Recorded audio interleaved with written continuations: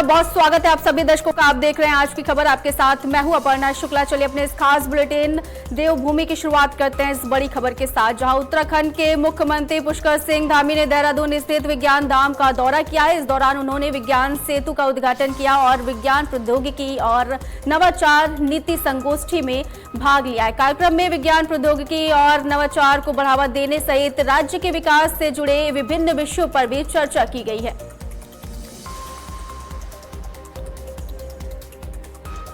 और वहीं बद्रीनाथ मंदिर में चंदा चोरी के कथित मामले में एसआईटी ने आरोपी प्रमोद नौटियाल को देहरादून से गिरफ्तार कर लिया है। गिरफ्तारी के बाद जब मीडिया ने आरोपी से सवाल किया तो उसने कहा कि मुझे कुछ नहीं कहना है।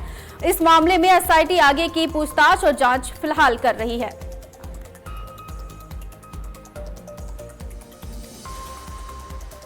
फिलहाल अरेस्ट किया जा चुका है, इन्वेस्टिगेशन जारी है।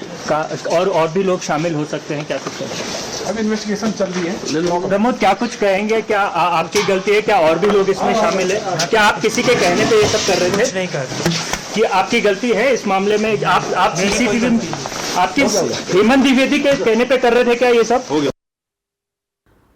और वहीं चमोली में बद्रीनाथ मंदिर में चढ़ावे की राशि के कथित गबन और हिसाब किताब में गड़बड़ी के मामले में पुलिस ने आरोपी प्रमोद नौटियाल को देहरादून से गिरफ्तार किया है। चमोली के एसपी सुरजीत सिंह पांवर ने बताया है कि मंदिर समिति की शिकायत के आधार पर आगे की जांच शुरू की गई है। सीसीटीवी फुटेज की जांच में आरोपी परिसर से नकदी और अन्य सामान ले जाते हुए दिखाई दिया, जिसके बाद उसे गिरफ्तार किया गया है। पुलिस आरोपी को चमोली गोपेश्वर की सक्षम अदालत में पेश कर आगे की कार्रवाई कर रही है।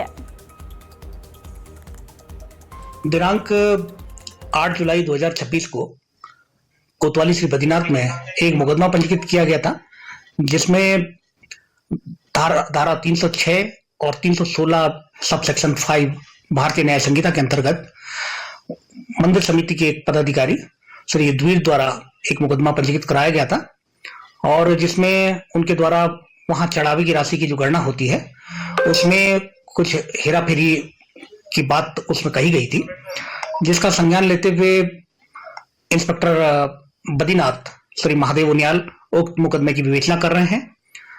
वहां मंदिर समिति के जो भी सीसीटीवी कैमरा थे, अन्य सीसीटीवी कैमरे थे, उनका अवलोकन किया जा रहा है। और अभी तक प्रथम दृष्टया जो भी इसमें से चीजें निकल कर आई हैं, उसमें से नामजद अभियुक्त प्रमोद नौटियाल को कुछ धनराशि वहां से ले जाते हुए और कुछ सामग्री ले जाते हुए सीसीटीवी कैमरों में देखा जा रहा है, जिसके आधार पर आज रात देहरादून से प्रमोद नौटियाल की गिरफ्तारी की गई है और आज माननीय न्यायालय चमोली गोपेश्वर में अभियुक्त को प्रस्तुत किया जा रहा है। और वहीं हरिद्वार में संत समाज ने 9 अगस्त को कृष्ण जन्मभूमि के लिए प्रस्तावित कार सेवा के समर्थन में श्रद्धालुओं से मथुरा पहुंचने का आह्वान किया है। अखिल भारतीय अखाड़ा परिषद के अध्यक्ष महंत रविंद्र पुरी ने कहा है कि जिस तरह साधु संत अयोध्या गए थे, उसी तरह सभी श्रद्धालु मथुरा पहुंचे। उन्होंने आगे कहा है कि संत समाज की मांग है कि श्री कृष्ण जन्मभूमि पर मंदिर निर्माण का कार्य जल्द शुरू किया जाए। देखिए, सब संतों ने आह्वान किया है कि चलो मथुरा चलें, और हम सबका प्रयास है मथुरा चलेंगे और हमारा मंदिर वहाँ बनना है, उसको बना के रहेंगे। कार सेवा की बात सामने बिल्कुल सब सेवाएं होंगी, जो भी जितने साधु संत महात्मा, जैसे हमने अयोध्या में गए थे वैसे सभी संत महात्मा वहाँ जाएंगे, हमारे भक्तगण जाए, जितने भी आस्था रखते हैं सभी वहाँ पहुंचेंगे। और सबकी एक ही डिमांड है कि हमारा मंदिर का निर्माण तुरंत हो जाए, क्योंकि अगर अभी नहीं फिर कभी नहीं।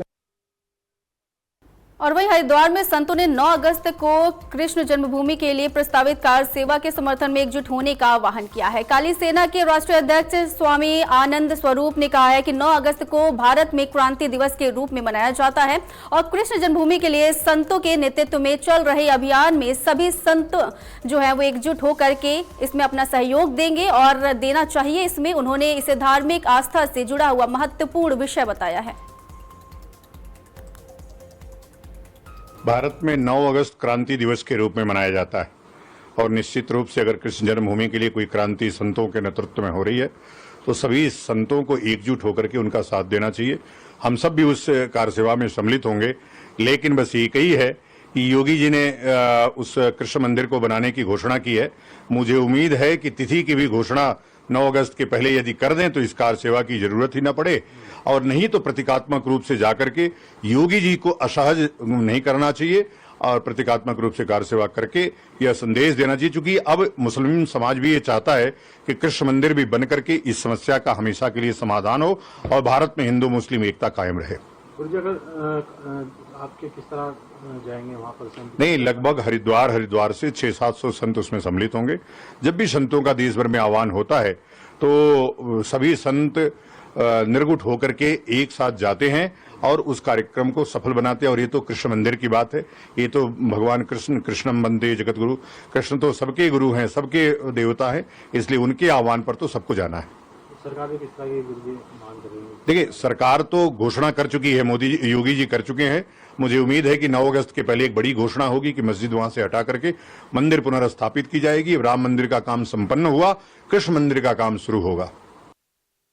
चलिए खबरों में आगे बढ़ते हैं। कांग्रेस नेता और लोकसभा में नेता प्रतिपक्ष राहुल गांधी 17 जुलाई को देहरादून दौरे पर रहेंगे। इसी दौरान वह कांग्रेस के राष्ट्रव्यापी अभियान छात्रों की गूंज कार्यक्रम में भाग लेकर के छात्रों से संवाद करेंगे। राहुल गांधी के प्रस्तावित दौरे को लेकर के प्रदेश की राजनीति और तेज हो गई है। भाजपा प्रवक्ता कुंवर जपेंद्र ने कांग्रेस पर सनातन धर्म का अपमान करने का आरोप लगाते हुए कहा है कि राहुल गांधी के दौरे से भाजपा को कोई राजनीतिक नुकसान नहीं होगा, क्योंकि उत्तराखंड की जनता पर भरोसा जो है वो उन्होंने भाजपा के ऊपर जताया है और उनकी नीतियों पर ही कायम है।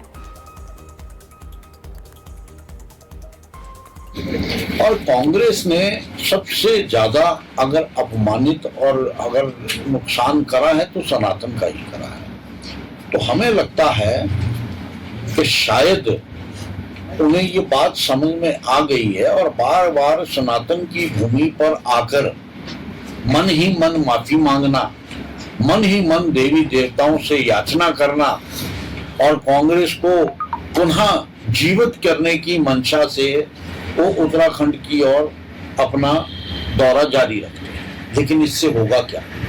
जब तक आप जनता के सामने खुले मन से सनातन के प्रति किए गए पापों की माफी नहीं मांगते, सार्वजनिक माफी नहीं मांगते, धामों पर जाकर माथा नहीं रगड़ते, सैनिकों के लिए कहे गए अपमानजनक शब्दों के लिए आप धामों पर जाकर नाक नहीं रगड़ते, माफी नहीं मांगते, तो हमें नहीं लगता कि भारतवर्ष की जनता, भारतवर्ष के लोग और विशेष रूप से उत्तराखंड के लोग आपको माफ कर पाएंगे।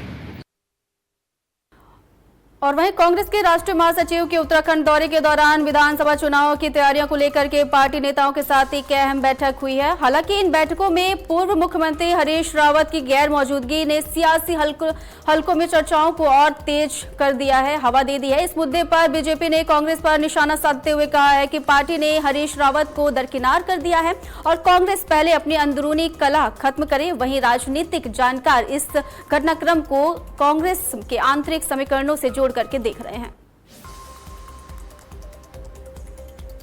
हरीश रावत जी के लिए ये माना जाता है कि उत्तराखंड की आधी कांग्रेस हरीश रावत जी के इर्द गिर्द है और विपक्ष के नाम पे, कांग्रेस के नाम पे जो हरीश रावत जी की कार्य प्रणाली है वो कहीं ना कहीं प्रदेश में एक सार्थक संदेश भी कभी कभी देती है। लेकिन कांग्रेस द्वारा अपने उत्तराखंड के उस नेतृत्व को नजरअंदाज करना, कांग्रेस के उनके बाकी साथियों द्वारा अपने एक सीनियर नेता का अपमान करना, ये कांग्रेस की परंपरा है। और ये केवल इसका शिकार हरीश रावत जी ही नहीं है, इसका शिकार पूर्व में भी कांग्रेस के बड़े बड़े नेता हुए हैं। अगर हम आज़ादी से पहले की बात करें तो सुभाष चंद्र बोस जी भी तो कांग्रेस के इलेक्टेड प्रेसिडेंट थे। उन्हें किस तरह से अपमानित किया गया, उन्हें किस तरह से देश निकाला दिया गया। तो ये एओ ह्यूम की कांग्रेस है, ये देश को नुकसान पहुंचाने वाले और अलगाववादियों का साथ देने वाली भ्रष्टाचार की जननी विचारधारा वाली कांग्रेस है। चलिए खबरों में आगे बढ़ते हैं। नैनीताल में हल्द्वानी रोडवेज बस स्टेशन से सोमनाथ धाम की निःशुल्क यात्रा पर जाने वाले 37 श्रद्धालुओं के दल को सांसद अजय भट्ट ने हरी झंडी दिखा करके रवाना किया। इस दौरान उन्होंने यात्रियों को शुभकामनाएं देते हुए कहा कि सरकार की ये योजना उन लोगों के लिए बड़ी सौगात है जो आर्थिक या फिर अन्य कारणों से तीर्थ यात्रा नहीं कर पाते हैं। श्रद्धालु पहले देहरादून पहुंचेंगे, जहां से मुख्यमंत्री पुष्कर सिंह धामी विशेष ट्रेन को हरी झंडी दिखा करके गुजरात स्थित सोमनाथ मंदिर के लिए रवाना करेंगे।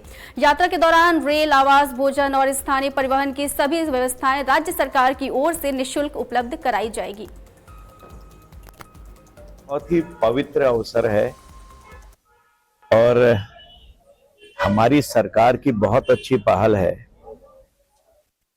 हमारे वो लोग जो तीर्थ करना चाहते हैं, किसी कारणवश रुक जाते हैं, नहीं जा पाते हैं, उनके लिए बहुत अच्छी स्कीम योजना जो ये चलाई है।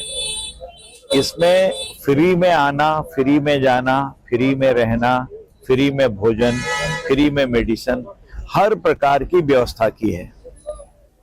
और ईश्वर के प्रति लगन, सबके लिए मनोकामना, और जो जा भी रहे हैं उन सब ने कहा है कि हम अपने प्रदेश और देश के लिए उन्नति की कामना करते हैं और देश इसी तरह से आगे बढ़े, प्रदेश आगे बढ़े, इसकी कामना करते हैं।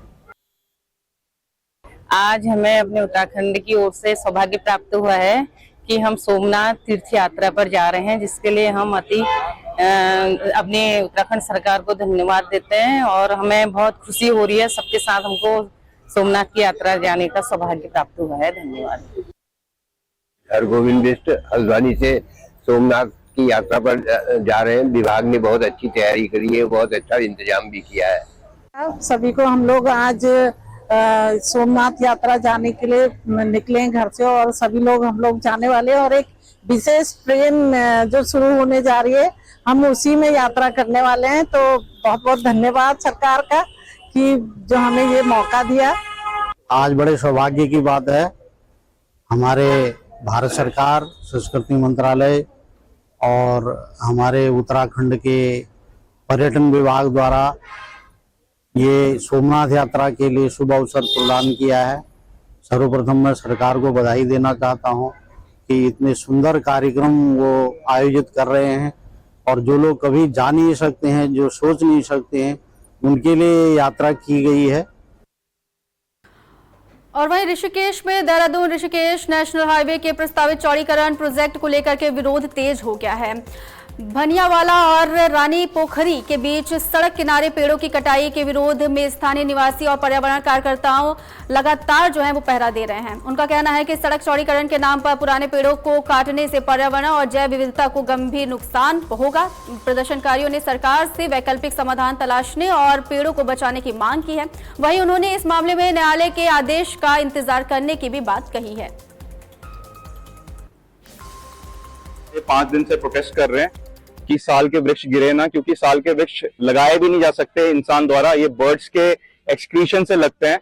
और हम लगातार यहाँ पे इस एनवायरनमेंट जो हमारा इकोलॉजी बनी हुई है यहाँ पे, और जहाँ पे हमारा जाम भी नहीं लगता है, चाहे यहाँ पे कितने भी लोग प्रोटेस्ट पे लगे हुए हैं, आज तक यहाँ पे जाम नहीं लगा है, कभी यहाँ जाम नहीं लगता। हर इंसान यही कह रहा है, ऋषिकेश, देहरादून का, भानीवाला का, डोईवाला का, नरेंद्र नगर का, फिर भी सरकार को विनाश करना है। और हमारे जो विद्वान लोग हैं जो देश छोड़ के जा रहे हैं, वो लगातार कह रहे हैं कि India is beyond repair.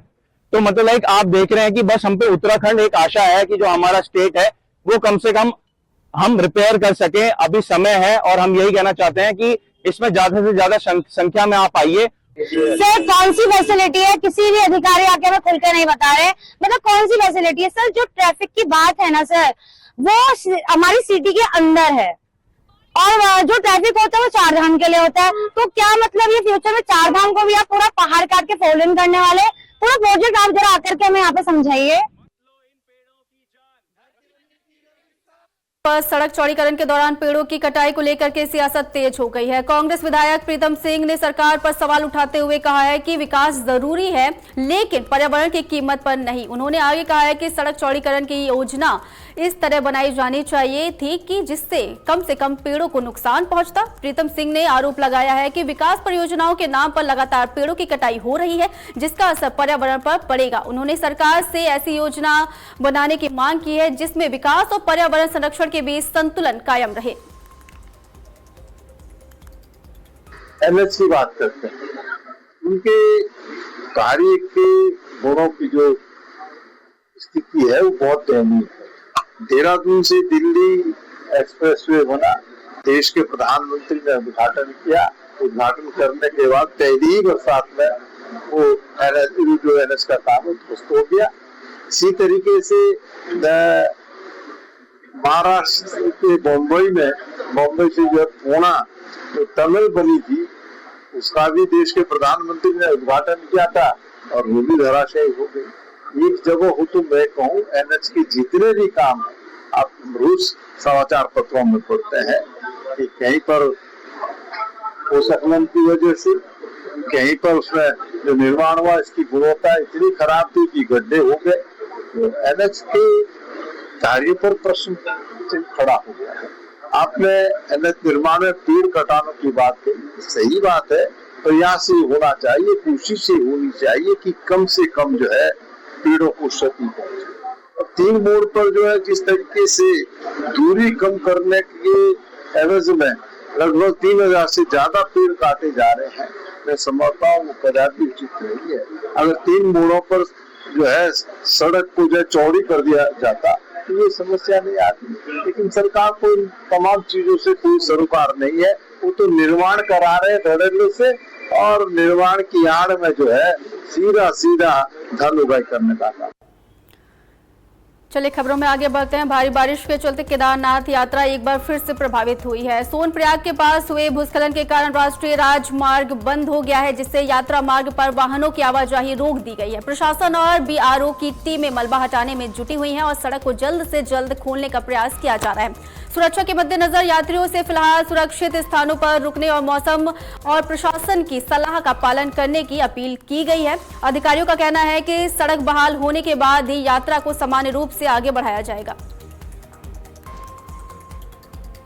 Kedarnath यात्रा है वो भी अभी सुचारू ढंग से चल रही है और मुनखटिया में जो गौरीकुंड के नजदीक है वहां पर भी मार्ग अवरुद्ध है जहां पर कि जेसीबी काम कर रही है और तुरंत ही वो मार्ग भी खुल जाएगा। और यात्रा मार्ग पर भी जो हमारे सेक्टर अधिकारी और अन्य कर्मचारी और रेस्क्यू टीमें लगी हैं वो भी लगातार निगरानी बनाए रखे हुए हैं कि कहीं पर भी कोई भी इस प्रकार की स्थिति उत्पन्न होती है तो तत्काल वहां पर यात्रियों की मदद के लिए या यात्रियों की सुगम यात्रा के लिए वो तैयार हैं। और जिलाधिकारी महोदय का भी निर्देश है कि वो मतलब कि अपने जो जगहों पे हैं, अपने जो यात्रा क्षेत्र हैं और जिनको जिम्मेवारी जो दे रखी है वो भी अपने मुस्तैद हैं।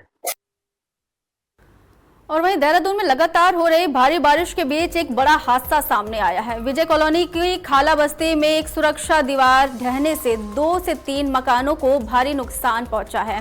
हादसे में विमला देवी नाम की एक महिला घायल हुई है जिन्हें इलाज के लिए दून अस्पताल भेजा गया है। घटना की सूचना मिलते कैबिनेट मंत्री गणेश जोशी और डीएम देहरादून मौके पर पहुंचे हैं। मंत्री ने देर रात तक राहत और बचाव कार्यों की निगरानी की और अधिकारियों को प्रभावित परिवारों को तत्काल सहायता देने, संवेदनशील क्षेत्रों पर नजर रखने और जरूरत पड़ने पर लोगों को सुरक्षित स्थानों पर शिफ्ट करने के निर्देश दिए हैं। चलिए खबरों में आगे बढ़ते हैं। टिहरी गढ़वाल से इस वक्त की बड़ी खबर सामने आई है जहां मसूरी मोड़ कैंपटी फॉल के पास पहाड़ी से मलबा गिरने के कारण नैनबाग रूट पर ट्रैफिक को एहतियातन कुछ समय के लिए रोक दिया गया है। सड़क पर मलबा आने से वाहनों की आवाजाही प्रभावित हुई है। सूचना मिलते ही प्रशासन और पुलिस की टीमें मौके पर पहुंची और जेसीबी मशीनों की मदद से मलबा हटाने का कार्य शुरू किया जा रहा है। टिहरी पुलिस ने यात्रियों से केवल आवश्यक होने पर ही यात्रा करने और प्रशासन व पुलिस के निर्देशों का पालन करने की अपील की है और उन्हें निर्देश भी दिया है। और वहीं रुद्रप्रयाग से राहत भरी खबर सामने आई है जहां जिले में बादल छाए रहने और ऊखीमठ में सबसे अधिक 52.50 मिलीमीटर बारिश दर्ज होने के बावजूद हालात फिलहाल नियंत्रण में है। जिला प्रशासन के मुताबिक सभी प्रमुख नदियों का जलस्तर सामान्य सीमा के भीतर है और श्री केदारनाथ यात्रा सुचारू रूप से जारी है। प्रशासन ने सभी संबंधित विभागों को हाई अलर्ट पर रहने का निर्देश दिया है। साथ ही भूस्खलन, सड़क जाम या किसी भी आपात स्थिति की सूचना तत्काल जिला आपातकालीन संचालन केंद्र को देने के लिए कहा गया, ताकि किसी भी संभावित प्राकृतिक आपदा से राहत समय पर रहते हुए निपटा जा सके। और वहीं चमोली के मनमोहक तस्वीरें सामने आई है, जहां से बद्रीनाथ धाम में बादलों और घने कोहरों से पूरे क्षेत्र को खूबसूरत नजारों से भर दिया है। अलकनंदा नदी का कल कल बहता पानी और धुंध में लिपटा बद्रीनाथ मंदिर श्रद्धालुओं और पर्यटकों की आकर्षित कर रहा है। मौसम सुहावना होने के चलते बड़ी संख्या में लोग इन प्राकृतिक दृश्यों का आनंद ले रहे हैं। हालांकि प्रशासन ने यात्रियों से मौसम को देखते हुए सतर्क रहने और यात्रा के दौरान जारी दिशा निर्देशों का पालन करने की अपील की है।